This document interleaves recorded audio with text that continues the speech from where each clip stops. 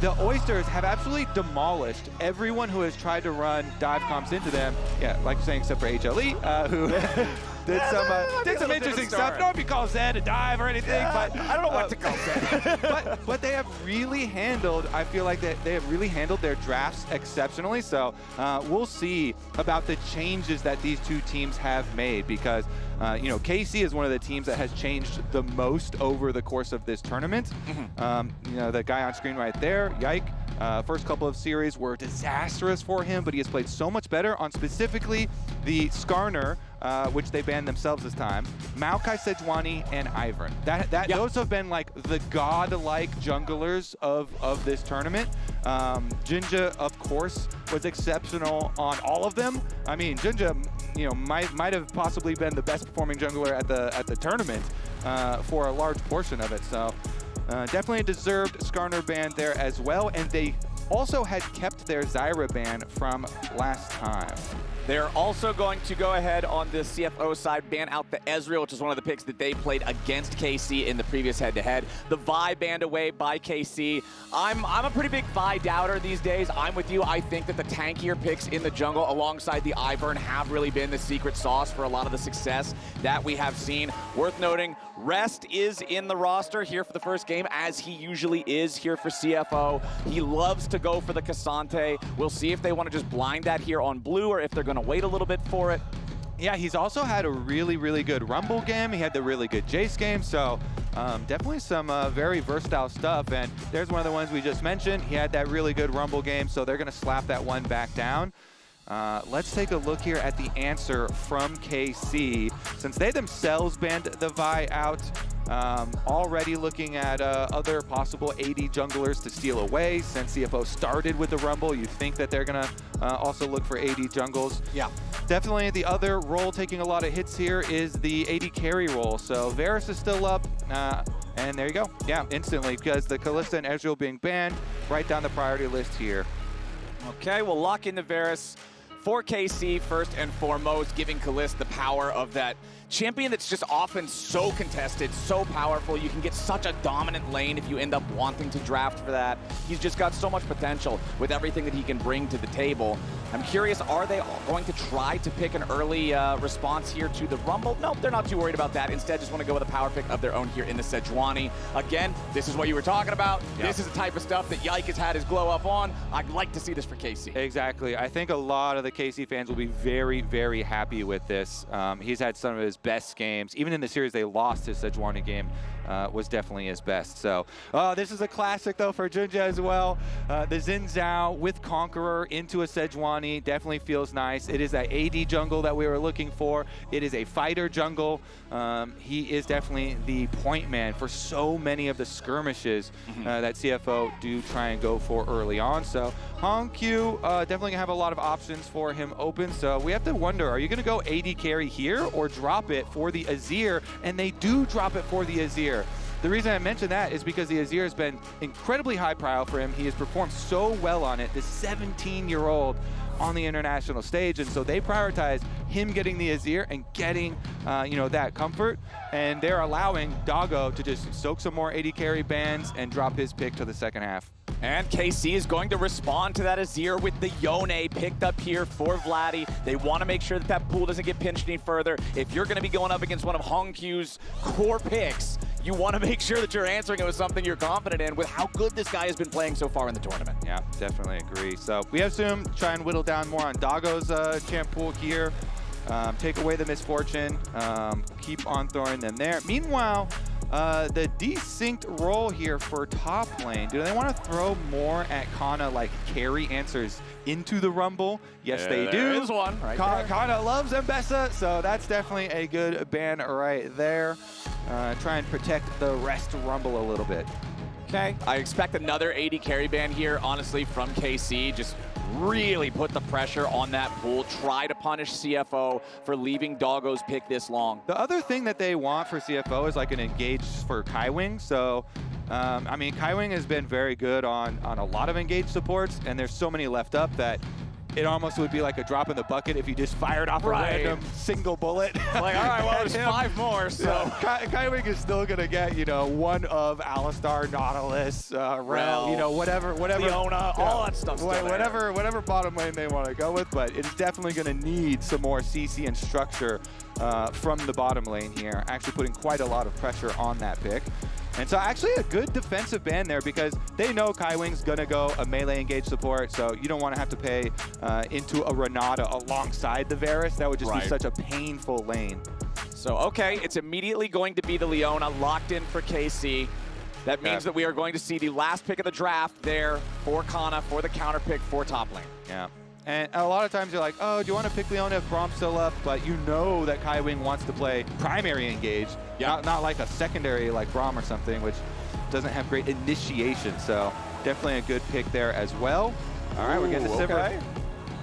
Doggo on the Sivir, some hyper carry potential. Between this and the Azir, the damage scaling potential and team fighting power of what CFO has brought to the table in this first draft is very, very scary. Yeah. But their front line doesn't look particularly stable or strong. Xin Zhao is only durable while his ulti is up. Rumble is more of a fighter. He's not a direct meatball. I want to see if we can get some real tankiness here out of Kaiwing, and there it is. There's the Alistar. Yeah, that's the Alistar I mentioned. He has been so good with Alistar.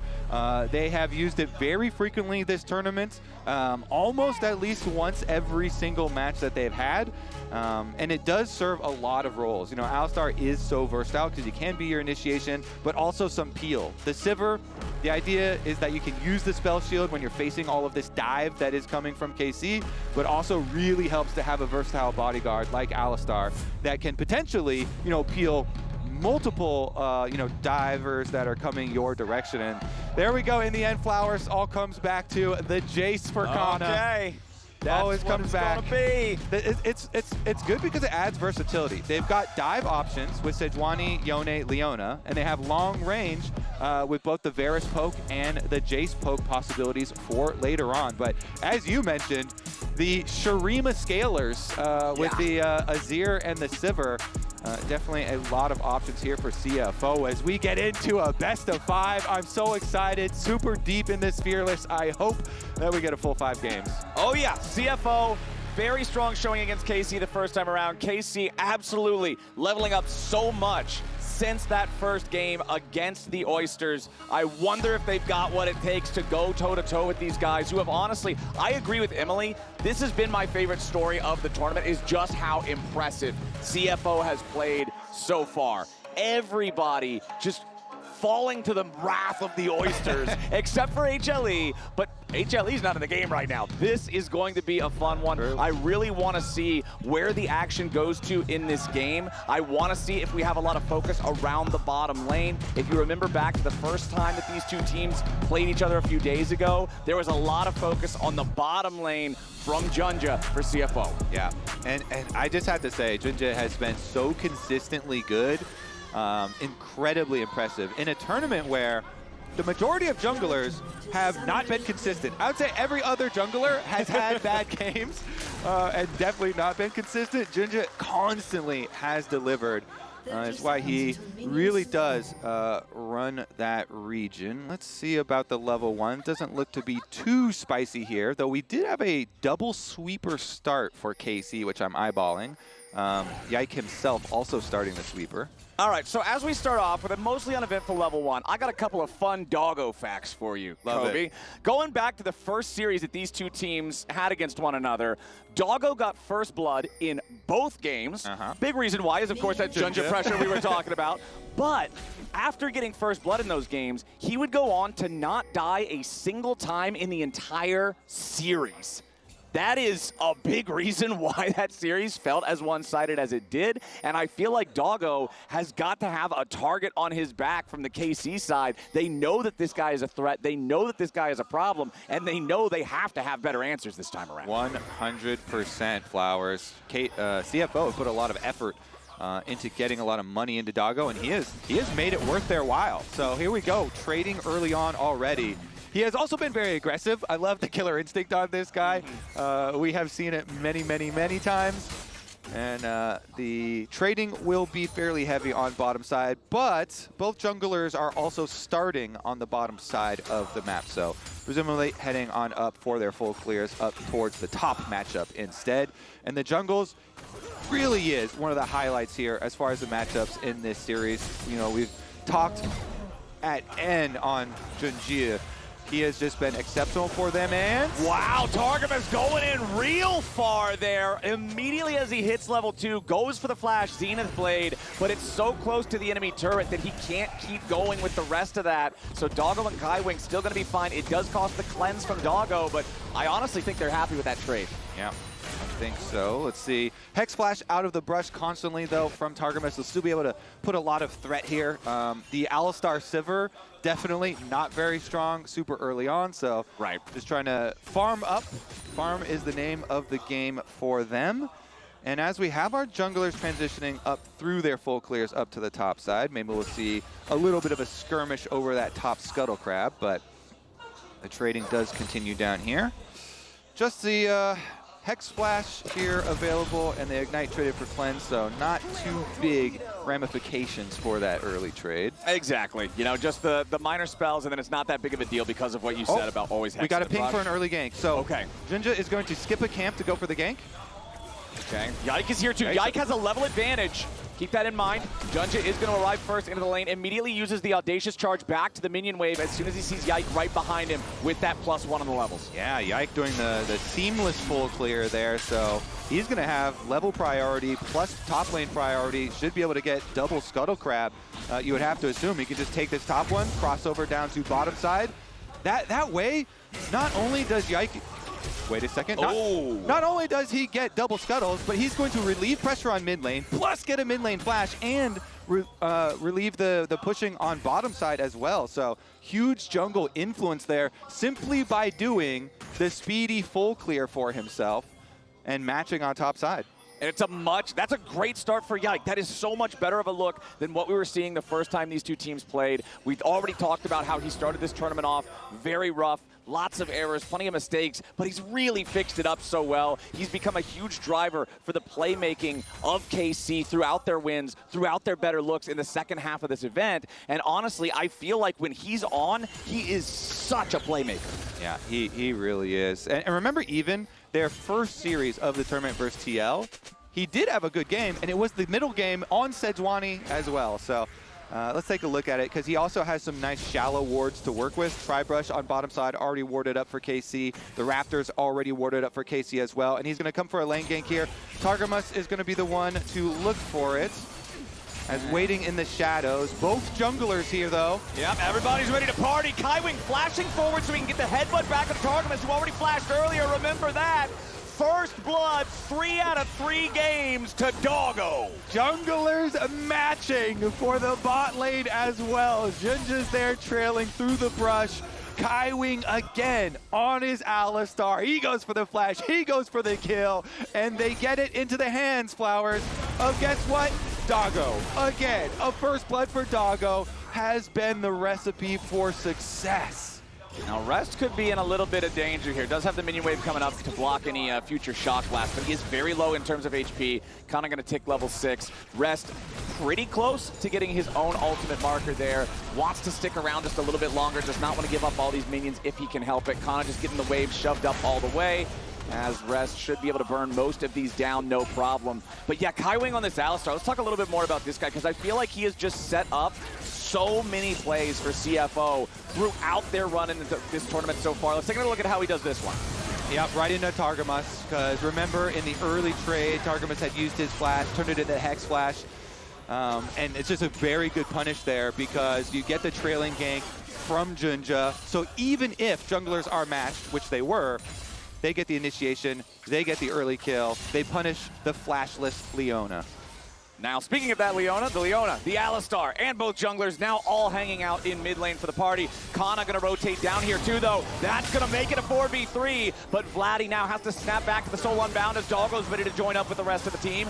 Yike and Targamas getting away. Boomerang Blade doing a good job, getting multiple hits there across multiple targets.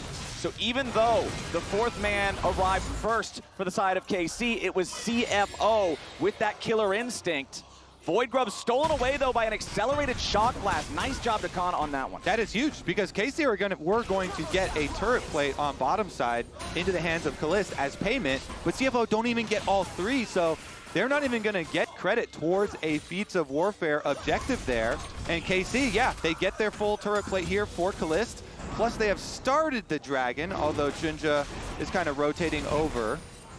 Yeah, we'll see if they're able to finish this out They without should. having a whole lot of trouble. Yeah, Caliste is going to rotate up to it. That'll provide plenty of damage to get this finished before anybody on the other side can really make a meaningful punish. So nice sequence there for KC with the plate, Drake, and single grub for just the 2 grubs secured by CFO. Canna on the Jayce doing a good job. Also, he's the only one on his team currently with a gold advantage over his lane counterpart, but it is the second highest individual gold advantage in the game. Yeah, Canna on the Jayce has been a repeated story. Definitely always turning in some lane CS advantages and some like little early gold leads. This time around, of course, he is going the Grasp Jayce up there, so trying to stack that up in addition to the extra little bit of CS. But it is just going, once again, so well for CFO. This team, they're so coordinated, and they construct their game plans so effectively to have a very good 5-on-5 for later in the game. Always very coordinated in grouping up for these objectives. This time around, though, Canna did more than just get a CS lead in topside. You mentioned the steal away on the grub was actually quite significant. Yeah. And we will see if that actually poses a problem later on as far as stacking the Feats of Warfare or anything like that, but certainly is going to help out with the pushing towards power plate money. Well, Yike was hanging around mid lane here, seeing if maybe there might have been an angle for something on the hongQ, but he's fine, just sitting back, farming up, using the range and the safety of the Azir.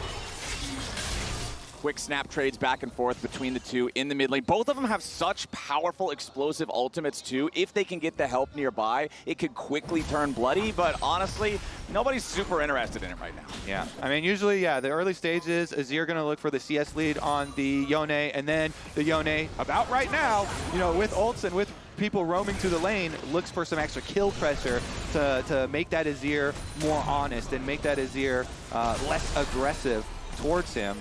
But since hongQ's got everything, he can continue to play fairly aggressively. Plus, really love that side control ward by mid lane. Allows him to know that he's got this area of safety up on the top side of the map where JunJia is. Even though we've got a trailing gank here from Yike, this one at the moment doesn't seem like Rest is going to take any sort of baits, and I wouldn't think that he would overextend in this scenario. Yeah, JunJia is on this side of the map, but he is still very far away. Would not be able to get here in time if Rest randomly decided to walk up to the brush to try to flex on his opponents. So Rest will just continue farming safely. Nobody from either side really just completely trying to play aggressively at this point. Everybody's pretty good on just handshaking the early farming back and forth, waiting for a better opportunity to show up. There are summoner spells available everywhere as Vladi goes aggro on hongQ here in mid. Does have that Azir very, very low, but beautifully played by hongQ. Vladi forced to go right back to where he came from. The kill does not go through. Summoner spells still intact for both as they both go low HP. Oof, yeah, ultimates traded. Nobody panics and blows their flash there, though. That would be the big win. It's actually a good timing for hongQ. He gets a full Nashor's Tooth completion and can just teleport out to the bottom side. So the rotation here, get that Sivir into mid lane. Very comfortable farming for Doggo in the mid lane. Also allows your Alistar to go play with your Azir. This is another highlight of CFO's gameplay, how well Kaiwing links up with JunJia on a lot of the aggressive JunJia plays. So this second pack of grubs, they are going to be in position. Since the Azir used the teleport to bottom lane, though, and Vladi did not, it is Vladi's teleport advantage. So the Yone gets to push on bottom and still gets to think about, hey, do we have a actual good setup here? Should I just split push and go for a turret plate myself, or do you want me to teleport up and actually fight it? Currently, the grubs are getting melted, but positioning for KC does look like they are going to use their teleport advantage. Oh, 2 health! That he thought it had one more tick with the pet to bring it below the 900 threshold, but it ends up being 2 grubs over to the side of KC there. Grubs are going to settle on a 3-3 split. And that timer there is them. They're for sure backing off CFO, that is, because of the teleport disadvantage that we talk about, but trying to just barely squeeze out the extra grub would have been quite big to get to the 4 so that you can get the extra Void Might spawning. Regardless, though, Vladi on the bottom side, going to just try and clear out the extra wave. Yep, that's all you got to do. Soul Unbound to guarantee that you don't get put in a spot where you can get 100 to 0'd, force the wave down. There's no way they can just sit underneath the turret, even if they want to try to combo you. So Vladi knows the assignment. The assignment is keep the turret alive and keep these guys away. So Flowers, remember back to the first pack of Void Grubs and the one that Canna stole with the Shock Blast? Yep. That is a very meaningful steal with the Void Grub, keeping them from getting to 4 for the extra Void Might. And this game is just incredibly close here in the opening stages. Now with the Dragon being the next target, Scuttle Crab here is step number 1, and since Targamas is here with Yike earlier, they're going to be able to claim the vision from Scuttle Crab. Plus, they now get to use Vladi's ulti, who, by the way, finished the Blade of the Rune King here on Yone, which turns Yone into a completely different beast, much more aggressive. Wait, Rest does have his teleport, but yeah, I don't think they should use it. I think you should just cede this to KC. KC have much better positioning. Seems that way. Vladi into danger, though. hongQ going in. Tries to step in front of the Fate Seal to make it so Vladi can't get back away to the safety of the turret in time. But Vladi can clear that gap. JunJia throws out the wind, becomes lightning. But now he's in danger. Yike with a nice engage. Canna providing the follow-up damage, and JunJia's in serious danger. Flashes over the wall to stay alive. KC comes out on top as they secure the objective. Yeah, nicely done. The setup really nice here for KC. You can see the vision control all the way from mid lane down to bottom lane. Targa and Yike there very early on. Vladi's teleport used on his power spike. Just, you check all the boxes going down, Flowers. This team looks completely different from the beginning of the tournament. Way, way different and way, way better. Canna with that Spear of Shojin already fully completed. Tier stacked up halfway, working towards that Mana Mune as the next item. Rest still not with an item fully completed. Did want to stop off and go for those completed Tier 2 boots first. Give you the extra mobility to keep your opponent in Flame Spitter range alongside just the natural defensive power of the Steel Caps against an auto attacker like the Jayce. But the turret plates have fallen, and it's only a 500 gold difference between the two teams. We are 14 minutes into the game, Kobe, and there is only 1 kill on the board. It has been such a quiet early game. We're farming, baby. We're farming. We are farming. We it ain't up. doing nothing else. Meanwhile, yeah, we're going to be farming for a bit more too, because it's a minute and a half until the Rift Herald does pop up. So going to be about mid lane priority first and foremost, as it always is in the mid game. You get mid lane push, that allows you to move into the side where the objective's going to spawn, and gaining vision over that little brush up on the left corner. Perfect little pan here from observers. That brush that JunJia just walked through is my favorite brush in the entire game. You get vision on that brush. It just gives you such an advantage in the team fight if you actually want to contest around that Rift Herald. And so CFO, they immediately walk out very early there. Scryers plant into wards going down. So full kind of rotation actually from KC. They're dropping top lane at the moment to go for this play. Yeah, they're going after Kaiwing, who just walks it off. Tons of damage from Doggo back into Targamas' health bar, who's now down below 50%. It's 45 seconds until the Herald spawns. If you look at the bottom lane, Rest has teleport. Canna does not and will not once that Herald spawns. So if CFO maintains control over this top side, they're going to be in a great spot to force that objective. So even though that play didn't result in a kill, I want to highlight the timing and why they went for it. It's so good as hongQ now has to run for his life. Yeah. But it was really smart from KC because it's a cannon wave getting pushed into top lane. So they say, you know what?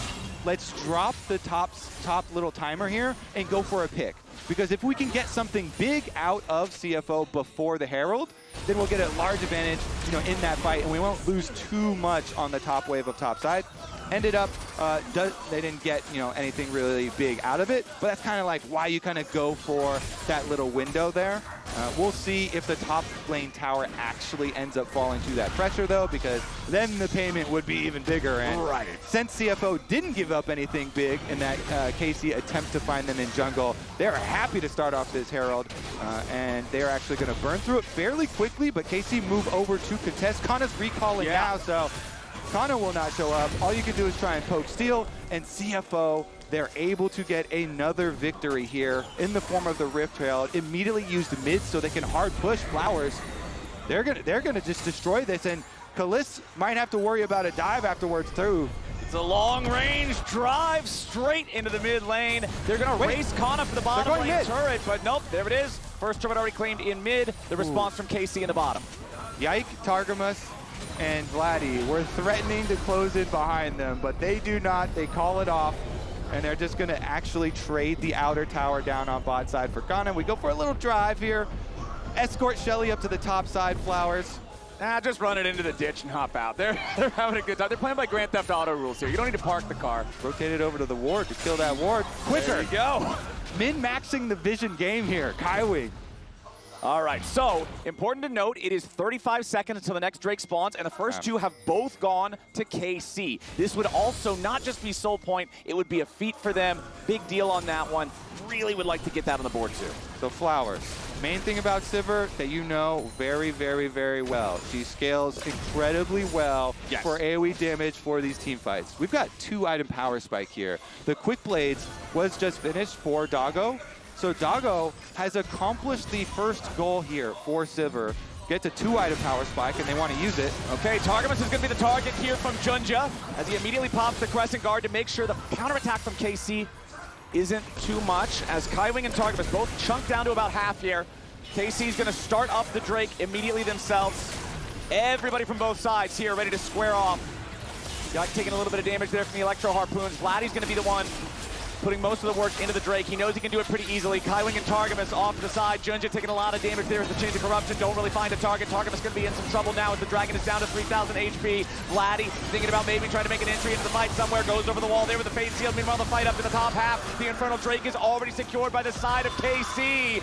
Doggo and the rest of CFO desperately trying to get something back because this has already gone KC's way so far. Rest of the wall thinking about trying to get somebody, but there's no way for him to find any of the health bars. KC's still on the run. They got soul point, they got the neutral objective feed, and they got everybody out. They got everybody out. The towers can't run away, so CFO are at least going to make them pay with an outer tower's worth of gold. But that's number 3.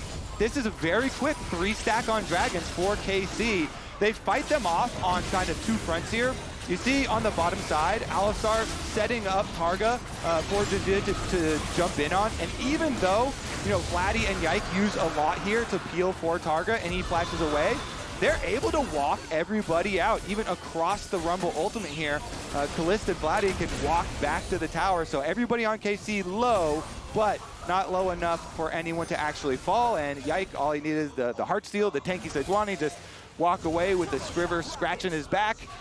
Tower's the only cost there for Dragon at number 3, which sets up for a very early soul in this game. Yeah, this is now a problem for CFO for the rest of the game. KC loving the effort that they put into the Dragons in the early part of the game, paying those dividends now here in about 3.5 minutes. We'll see if CFO can stop it because, man, this type of a game state, especially with an Infernal Soul being the one at stake, it's so dire to give that away 23 minutes into a game.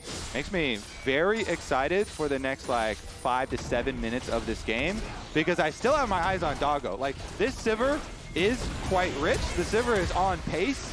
I want to see if CFO are going to be able to bring the full might of Shurima into this game and put it on display. Because currently, the Otacon is just getting yoinked by KC in exchange for tower gold for CFO. Yeah, CFO's saying, all right, you want Otacon? Take him. We're going to go for everything up here on the top side instead. Tier 2 turret has been destroyed. Otacon's still going down ever so slowly, but it doesn't matter how slowly. Nobody from CFO is even in this neighborhood. They will have about a 2,500 gold lead over their opponents, but KC now will see if they can manage to secure anything meaningful out of this Voracious Otacon buff. They want more time on it. Yeah. There we go. Okay, they're going to maximize their time. Voracious Otacon secured. They've got the false life ready to go now. This means I want to see them force some kind of a play. Yeah, 100%, because the decision-making from CFO is very clear. They want to invest in the bank of Shurima. And they're like, you know what? We will give you a temporary buff of the Otacon GAs in payment for 2 towers on top side that we will invest into our Shurima scaling. And now it looks like they're going to claim some here from Canna. Yep, Canna's in some trouble as JunJia's just going to walk up to help rest. They'll knock this guy down. They'll get their 200 gold payday. That's the first false life removed Technically not the second kill of the game. We're still at 1 kill, by the way. 21 minutes and 47 seconds into this game. As hongQ immediately throws out the defensive Emperor's Divide in response to Yike and Vladi going for the dive there, trying to force that. Also worth noting, look at the inventory of the Emperor, not going for the full second completed item, wants to make sure that he stops off against the Seeker's arm guard first, just so he has that outplay potential. Yeah, get that Seeker's use first, as you say. Try and get to your other power spike quicker. Honestly, I do really like the decision-making from CFO. They're sticking to their game plan here, and the farm is working. Yep, they're farming up, my friend. It's a 1.2 thousand gold lead for both carry roles for the side of CFO, and it's still just Canna who has that lone individual gold lead for the KC side. And it's not just a farming company, it's also like a turret destruction company. It's also a demolition company. You know, a lot of the gold... He does a lot of stuff. Yeah, a lot of gold has come from towers as well, so... Let's see about this next dragon, because this is a soul flower, so this one will definitely result in at least 1 more kill. I promise you. I guarantee it. Well, if CFO is a farming and demolition company, KC runs a lizard farm. And that lizard farm has been farming lots of lizards so far. And there's a big old lizard that's about to get born, and they need to make sure they farm it. What's Vladi going to buy right now? Vladi's going back for a purchase before his teleport. Yeah, has the TP, so should still be ready to go here. Doggo with a spell shield to block the piercing arrow. Okay. Shield bow, again, both mid laners going for these defensive style options to give them the extra ability to survive when they go in for these fights. False lives expire now on KC. The timer of the Otacon just desynced with this upcoming dragon battle, as now both sides are squaring off. Vladi's already started up the Drake. Yone can clear this so fast just on his own with the Blade of the Ruined King. CFO has limited time to step up. JunJia jumps over the wall. The dragon's still at about 4,000 HP. CFO make their way into the pit. Vladi's going to be the target. hongQ goes for the shuffle, finds Vladi, but a ton of damage on the rest, and he's already down. KC taking the fight for now. Ton of damage back into hongQ. He's very low. The Drake slain by Yike and KC as Targamas tries to get away, and Yike goes after Doggo. It's a flashback over the wall. KC getting it done. Canna misses the accelerated shock blast, but he'll chase down Doggo. It's Infernal Soul plus 3 kills for KC. hongQ jumps right back towards Targamas, and he can't get the kill in time. Kaiwing won't clean it up. It'll be a clean ace plus a Dragon Soul for KC. The Oysters will no longer fly in this game. KC bring them down to earth. They get the soul, and they chase down every last Oyster. Look at this fight, the full engage. Vladi just flashes right back in after the Azir wall punched him back, and they got such an early lead in the collapse. Then, after he snaps back along with Yike, they focus down the dragon. They get their soul and allow the chase down. Canna there, going to be able to finish off Doggo, and as you know, even with the Azir turret going up here with the passive, every member of CFO put into the dirt. KC with a huge, huge play. And this moment, this whole game building to this moment, the critical one that just completely breaks the entire thing, the slow smile creeping across his face. Oh, we're already back to live now. Hold on. Yike threw out the Glacial Prison there, but he doesn't find a whole lot with it. KC, they won themselves the soul. They won the feats of strength alongside it. I said it was a clean ace, I lied. The only thing they lost, though, was Vladi. It's a massive trade, a massive swing in the favor of the LEC representative. And honestly, this game feels really good for them now. It certainly does. That was a very big break point, a very big test. And you can see it even in the gold difference. The Bank of Shurima it's still a worthy investment, but this power spike in getting the soul plus all of the money of that last team fight, Canna is over 2,000 gold individually ahead now on this Jayce. Just performing quite well for himself. So let's take a look. Can they transition it over to Baron control? Because that's how you really close a game like this. You need that Baron pushing power for this KC comp, and they're going to do just that right now. Go into the river first, take out the vision so you can look for some picks and make the Oysters walk to you.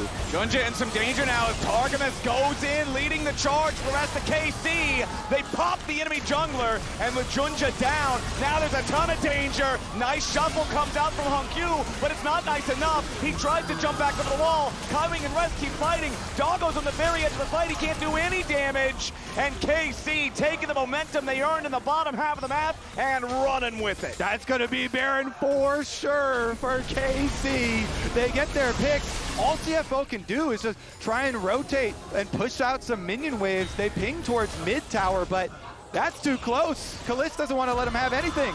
Doggo does not want anything to do with these guys. Not anymore, not now. Just has to walk away from it as KC, now wearing purple, now up 3,000 gold.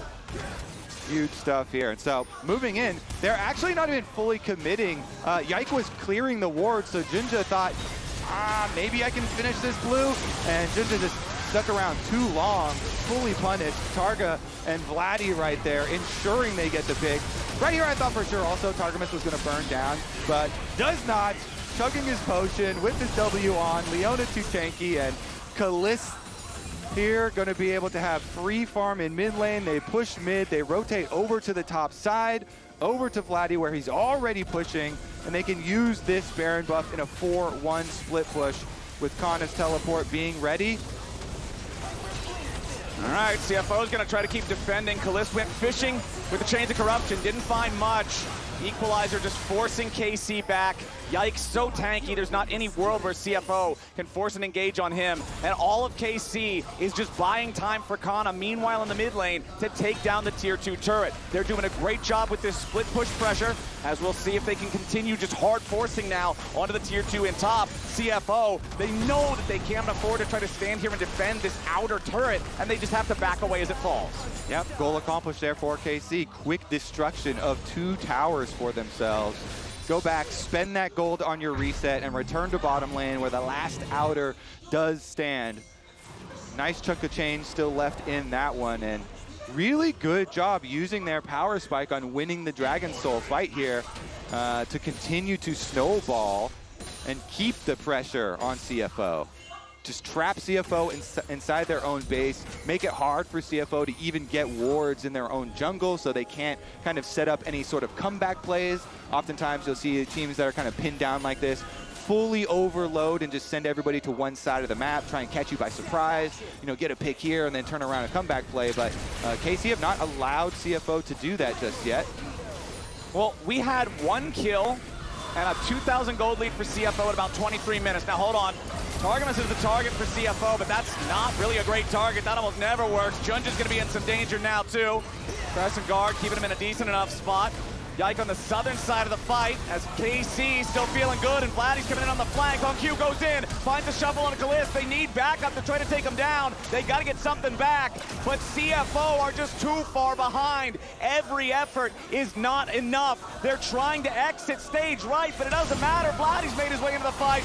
Beautiful headbutt coming out from Kaiwing to avoid the fate sealed. Now Vladi again, just barely hanging on. The burn keeps ticking, but once more, I'll say it again, Kobe, it's just not enough. KC are far enough ahead now that they don't get punished. Woo, that was so close for Vladi. He was definitely squeezing right there. Let's see about the reset though, right back out, because Elder is on the table. Sivir can push mid fairly quickly, but it's definitely dangerous with nobody around. He's got teleport wards behind him too. At this point, the Oysters do have to worry about some of those flanks. Here we go on the setup though. Yike is here immediately.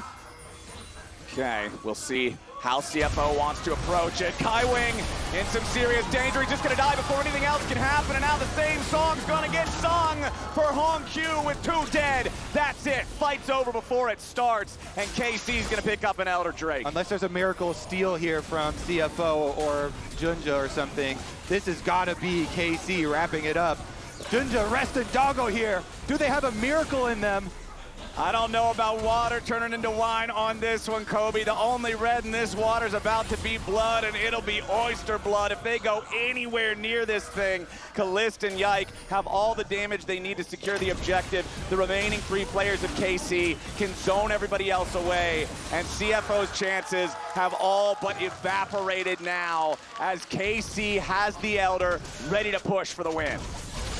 Nice chunk of change here. Last outer on bottom side, picked up as well. All right, let's push this Elder buff. You're on a timer again, and they are going to use it. Here we go, tier 3 Turbident bottom. That's the first way into the enemy base. It's already cracked. First inhibitor's gonna fall immediately right after. Canna and Kaiwing doing something in the jungle at the same time, but the real story is here in the base as the inhibitor falls. Caliste, again, just throwing out these chains of corruption. He knows that they're so far ahead, it's not like they'll be able to immediately punish him if he doesn't have his ulti up. So instead, he just goes for these. He knows if he hits one, they probably just end the game right there. It doesn't hit, they'll walk it off, they reset, and then they'll be able to push another lane. They still have this Elder for the next 90 seconds. Yeah, exactly. Poke Varus with an Elder buff on. Get to work. Just throw out every skill shot. See if you can fish around and hit something. For CFO, it is all about defense here. They have to turtle. They have to hope that they can continue to funnel more farm into the Shurima carries here. But the onslaught that KC are now bringing with this massive gold lead seems like it's going to be too much because they still retain so much control over the setup towards Baron. There's a couple of stray CFO wards here, but it's just so insanely dangerous to have to walk through these small corridors into this KC pick options that they have towards that Baron if you wanted to try and contest the Baron. So CFO faced with a very, very dire situation for themselves as KC can just wait for Baron to spawn, camp in the jungle, and then burn this thing down. Yeah, at this point, CFO is just praying for a KC mistake. They've still got 35 seconds on the Elder, so no chance there. They're going to clean it up, and CFO want to mount their defense at their towers, Flower. Yep, that's the only way to really do it. You do, oh no, it might not even be that opportunity now as hongQ's got to try to get away. Has to throw out the shuffle immediately as Targamas engages on him there. The 20 seconds left in the Elderman, any sort of follow-up would have been able to take the Azir down. Vladi unafraid to jump forward here. Another Chains of Corruption flies out. This one wanted Doggo. Not going to find him. KC has 5 seconds left on the Elder. Next wave's not going to be here in time to use it. I'd say Kaiwing just going to have to choose his moment and full send. Wait for the opening. Teleport back from Vladi. Guardian Angel in inventory. Slowly but surely. I think next minion wave on mid lane that crashes, Canna's going to be able to do a lot of damage here. Looks like they rotate over though. The waves are desynced, so CFO kind of look over. Still not going to be able to deal with Canna though. The onslaught too powerful. 4,000 individual gold lead for him, by the way. He is just completely head and shoulders above rest in this game. This Jayce has really brought the firepower on this one. 6 KP out of the 9 that the team has total. And now with that mid lane inhibitor destroyed, with JunJia down, barely hanging on. He gets caught by Yike, who jumps in with the second half of the flail, can't quite get the kill. Rest tries to defend, but it ain't gonna matter. Caliste already has the unstoppable streak here as they knock down the CFO top laner. 5v4 for KC as they're on the victory march. That first Nexus turret is about to fall. The second is all the same. Vladi jumps in. hongQ survives the stasis with only a second, but Doggo will die in his place. hongQ falls next. And KC will be the first team that's not HLE to put a loss on CFO's record. They'll go up 1-0. KC have grown so much over this tournament, and they get a taste of revenge in game number 1 here versus CFO. Remember though, this is a full best of 5, full fearless, so we've got a lot of work still to do. And we will surely be back into the action here very soon. But first, we got to toss to a break. Don't go anywhere.